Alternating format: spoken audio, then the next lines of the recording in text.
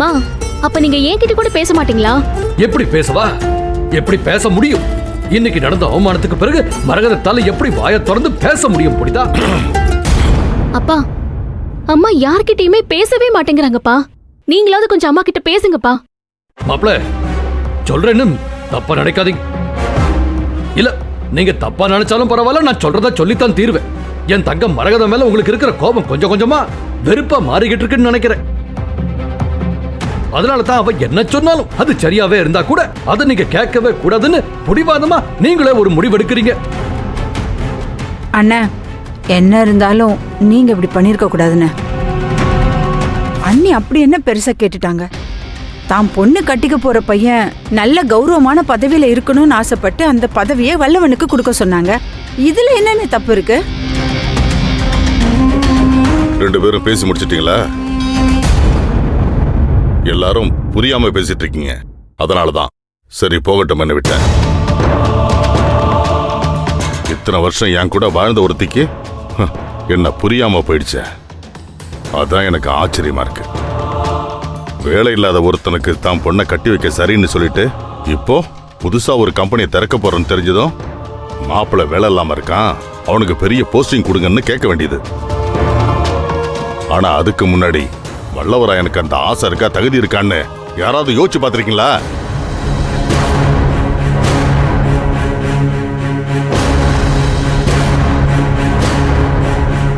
வல்லவராயா, மாமா மாமா சொல்றதை கேட்டு நீ வருத்தப்படக்கூடாது, புரியுதா?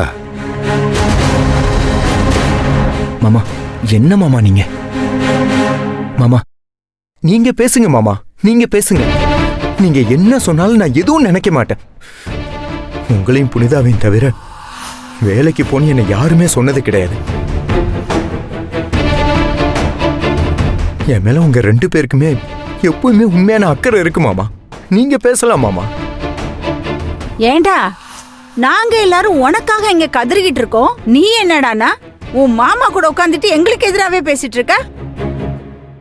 மா, உள்ளத பேசுறது எப்படிமா எதிரா பேசுறதாகும்? கோவம் உன் கண்ணை மறைக்குதுமா. ஏடா, உனக்கு கொஞ்சம் கூட இந்த சூடு சுரட ரோசெல்லாம் இல்லையாடா? பா, நீ என்ன வேணாலும் சொல்லுப்பா. புனிதா அந்த கம்பெனி எவ்வளவு கஷ்டப்பட்டு மேல எடுத்துட்டு வந்திருக்கான்னு நம்ம எல்லாருக்கும் நல்லாவே தெரியும்.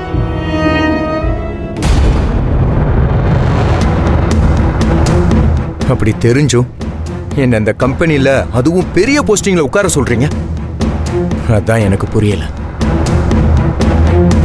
வல்லவராயா, நீயாவது என்ன புரிஞ்சுக்கிட்டிய, ரொம்ப சந்தோஷம்பா. அண்ணா, நான் உங்களுக்கு முன்னாடி இது வரைக்கும் எதிர்த்து பேசினதே கிடையாது. ஆனா எனக்கு ஒன்று கேட்கணும்னு தோணுதுண்ணே. நான் தெரியாம தான் கேட்குறேன். நீங்க அந்த கபிலனுக்கு தான் அந்த பதவியை கொடுக்கணும்னு முன்னாடியே முடிவு பண்ணியிருந்தா அதை முதல்ல எங்ககிட்ட சொல்லியிருக்கலாம்ல. எங்களுக்கு ஆசையை வளர்த்து விட்டு ஆஃபீஸில் எல்லாருக்கும் முன்னாடி அவன் பேரை சொன்னீங்களே, அங்கே எங்களுக்கு எவ்வளோ அவமானமா போச்சு. எங்களை விட உங்களுக்கு அந்த கபிலன் எந்த விதத்தில் நான் வசதியா போயிட்டான்? அந்த ஆபீஸ்ல இருந்து அத்தனை பேரும் என் மவனை இன்னைக்கு பார்த்த பார்வையை நினைக்கும் போது எனக்கு அப்படியே மனசெல்லாம் நடுங்குது, அவமானமா இருக்குது. பா, இதுல எங்கப்பா நடந்தது? டேய், உனக்கு ஒண்ணும் தெரியாது, நீ வாயை திறக்காத, சும்மா இரு. அப்பா, அம்மா கோவத்திலயும் ஒரு நியாயம் இருக்குப்பா. என்ன நியாயம் இருக்கு புரியுதா? சொல்லு. இந்த போஸ்டிங்க வல்லவ மாமாவுக்கு தான் தரணும்னு அம்மா ஏற்கனவே சொல்லிட்டாங்கல்லப்பா. ஆனா அத சொன்னதுக்கு அப்புறம் கூட இல்லப்பா, அது இல்லம்மா, கம்பெனில உன்னை அத்தனை பேருக்கு ஓனரா பார்க்கும்போது உங்ககிட்ட ஒரு கம்பீரம் இருக்கும். அதை பார்க்கும்போது நானே ரொம்ப பெருமைப்பட்டிருக்கேன். உன்னை ஆபீஸ்ல பாக்குறதுக்கும் உன் அம்மா முன்னாடி அவளோட மகளா பாக்குறதுக்கும் எவ்வளவு வித்தியாசம்.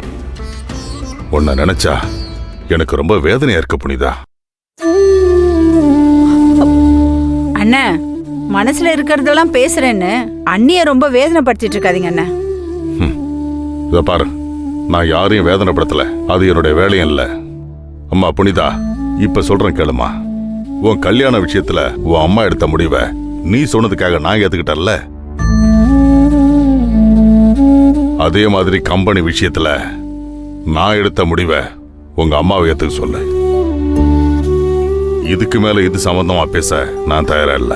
அப்பா அம்மாக்காகப்பா. இத பாருமா, யாருக்காகவும் என் முடிவை நான் மாத்திக்கிறதா இல்ல.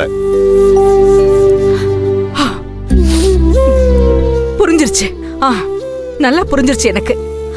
உன் கல்யாண விஷயத்துல அவர் எப்படி அமைதியாவே இருக்காரோ அதே மாதிரி கம்பெனி விஷயத்துல என்னையும் அமைதியாவே இருக்க சொல்றாரு.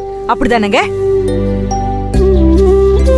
இருக்கேன், அமைதியா இருக்கேன். இதே மாதிரி நான் அமைதியாவே இருக்கேன். போதுமா?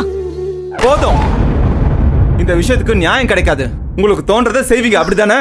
டேய், இப்போ உனக்கு என்னடா பிரச்சனை? அந்த கபிலனுக்கு கொடுத்ததுக்கு பதிலா நம்ம குடும்பத்துல வேற யாருக்காவது கொடுத்துருக்கலாம் தான்ப்பா நான் சொல்ல வந்தேன்.